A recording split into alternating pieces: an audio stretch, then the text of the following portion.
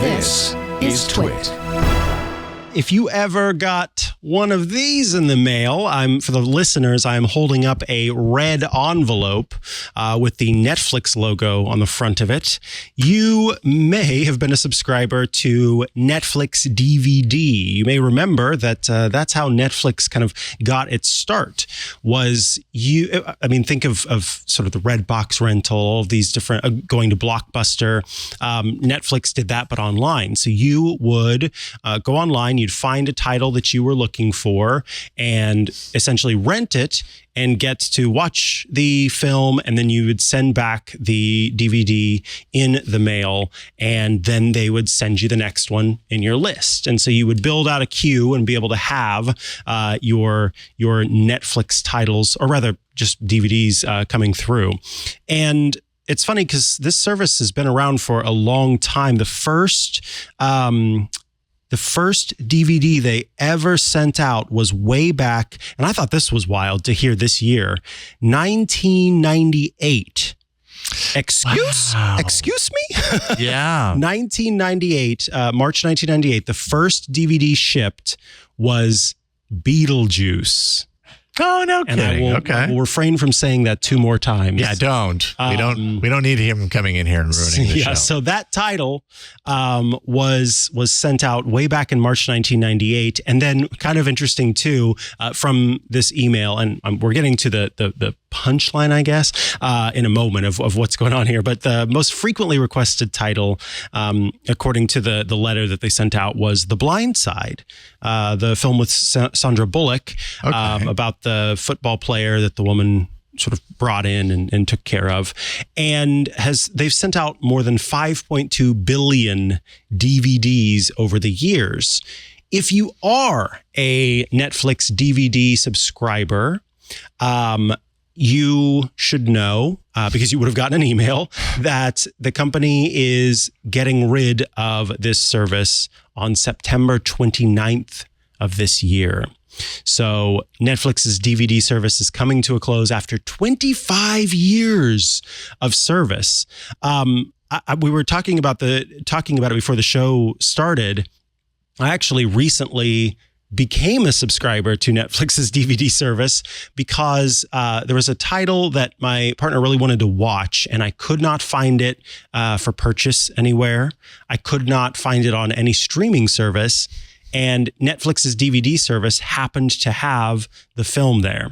So I signed up, and it was just as simple as I remember. I added the title to my queue, and then a couple of days later, I went to my mailbox and I had the envelope in my mailbox, and it comes in a little sort of thin. I was kind of surprised at how thin it was, a thin envelope, and you take out the DVD and it's in a little sleeve. Watch it, and then whenever you're ready, you slip it back into the envelope, and it has sort of a secondary seal. You seal it back, and you can pop it into any mailbox. You don't have to put postage on it or anything like that, and then it goes back. It was super easy. Super. I mean, they made it so easy, and they were also incredibly forgiving, which I can remember growing up.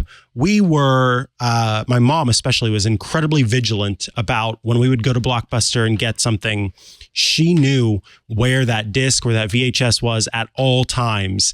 And, we had very strict rules of it needs to stay here. Because if you racked up those fees of not getting it back in time, if you weren't kind and didn't rewind, if you lost it, you would end up spending a lot of money just to continue to be able to rent. Netflix's DVD service, I may have lost a DVD. They have a great thing where you can just go online and say, sorry, I lost it. And then they will forgive you. You didn't have to pay anything extra, and send you the next one in your queue. And I imagine that if you do that too regularly, don't do that all the time. Then it was going to change. But for just that one, it was great. So that was an awesome sort of, I wasn't expecting that. I thought that it was going to be a little bit more strict than that. So being incredibly forgiving was great. I think, though, what's interesting, or most interesting to me about this story, and actually The Verge covered this quite well. So this is a piece from David Pierce, who is an incredible writer now at The Verge. And essentially what he was talking about is by shuttering its DVD service, it kind of proved that Netflix wins. So it closing its own doors is proof that the Netflix model is the one that works. Netflix DVD is absolutely secondary to Netflix's larger streaming business, and Netflix kind of ate its own lunch, I guess is the term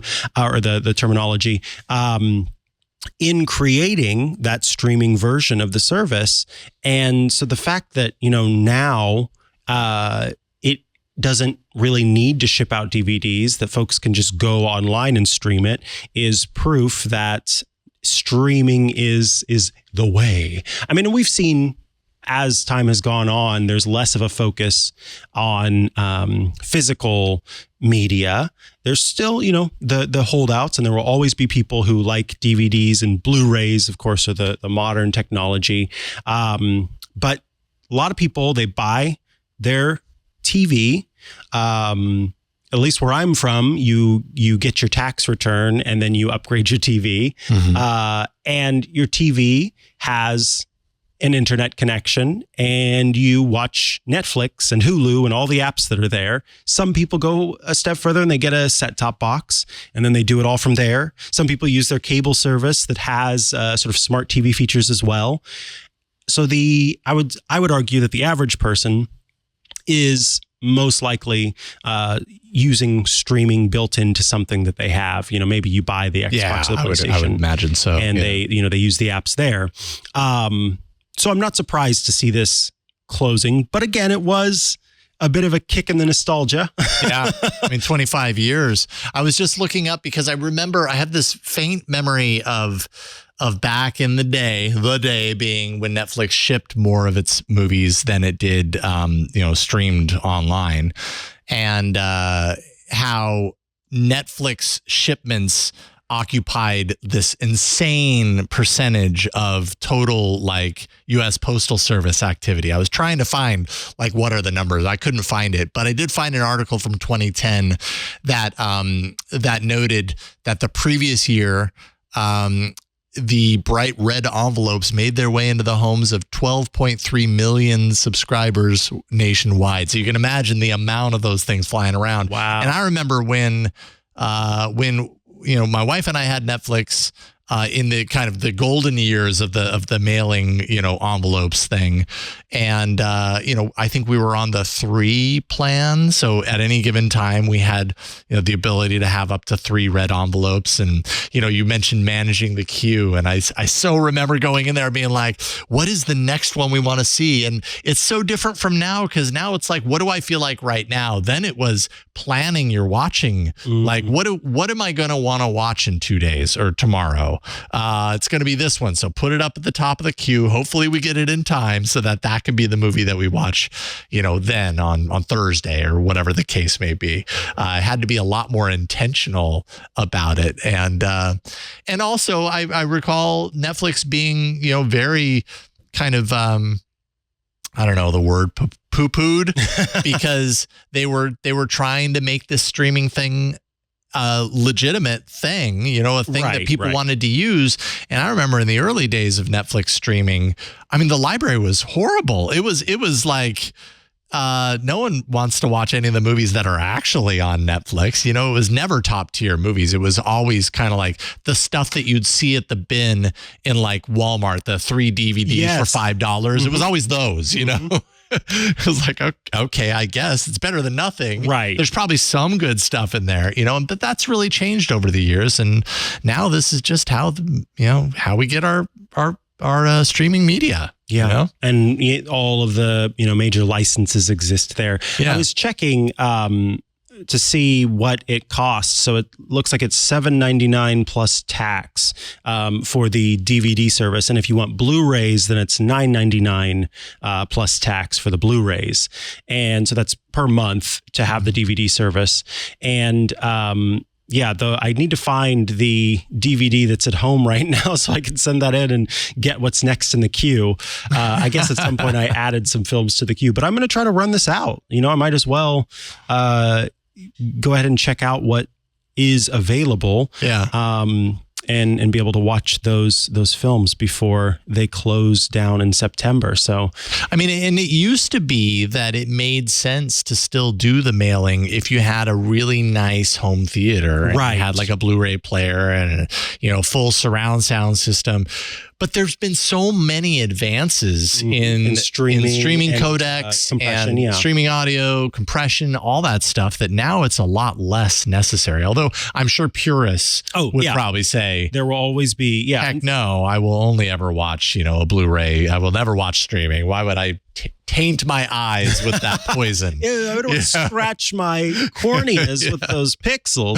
Yes. Scott Wilkinson was just on Ask the Tech Guys last Sunday, this past Sunday, and I had talked to him, about his own thoughts on a streaming media versus physical library and what he saw as the benefits to the physical library. And he was saying, yes, you're going to get a much in theory, and in many cases, I guess, you will get the better quality because of the less compression that's there. And also you're not dealing with buffering and all these other possibilities for how sort of over time as you're watching something, it might vary in the quality. So you get a consistent quality overall.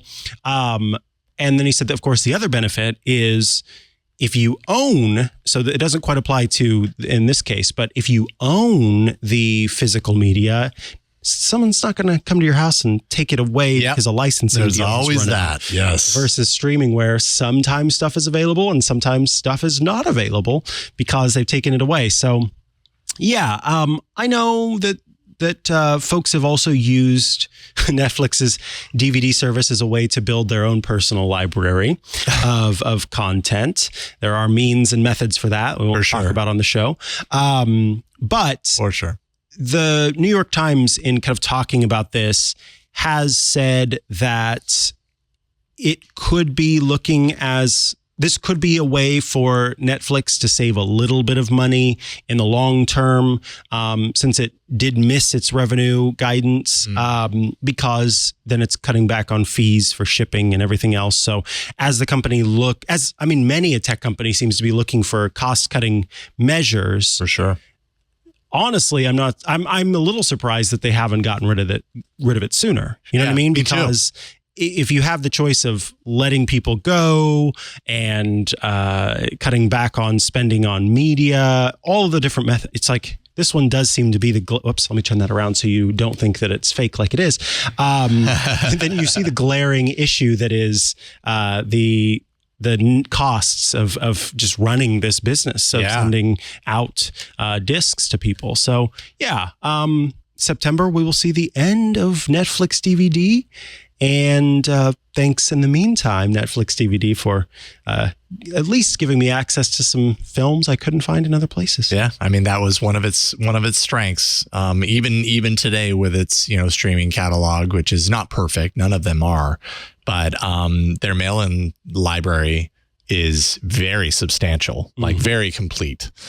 And you can find a lot of stuff there you can't find anywhere else. I'm curious to know if we'll ever be clued into like a liquidation. How do they liquidate all that stuff? Yeah, are these just going to go into a landfill? Are they going to be melted down and turned into a giant statue of a Netflix DVD envelope? Sell them for $1 a piece on eBay or something, or I don't know. Something. They certainly have extra life to them. I really hope they don't just melt them down and put them into a landfill. But All right. Well, the last half of today's episode was like nostalgia heartstrings.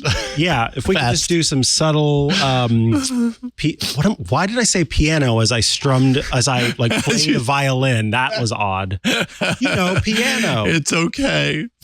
I hear it with my ears. I can hear it. Wait, even though real quick, Mikah, what was the first movie again?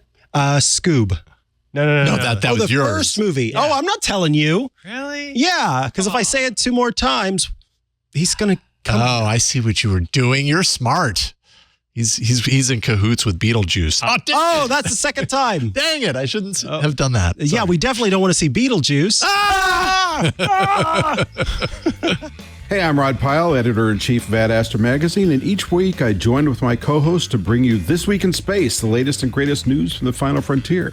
We talk to NASA chiefs, space scientists, engineers, educators, and artists, and sometimes we just shoot the breeze over what's hot and what's not in space, books, and TV. And we do it all for you, our fellow true believers. So whether you're an armchair adventurer or waiting for your turn to grab a slot in Elon's Mars rocket, join us on This Week in Space and be part of the greatest adventure of all time.